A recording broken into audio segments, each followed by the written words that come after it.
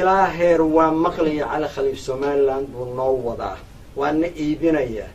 horta imisaynu goynaa inagu yaa ina iibsanayo diyaari yaa horta ina baayacayo oo rababa ina iibsadaan war hadalkan iri wuxuu ahaa nimankaanu la hadlaynana Somaliland bay ahaayeen madaxweynihiina wuxuu yiraahaa dhaxal baan uga tegayaa dadkayga hadda isaga qura kama aanan maqal safiirka Mareykanka iyo ka Ingiriiska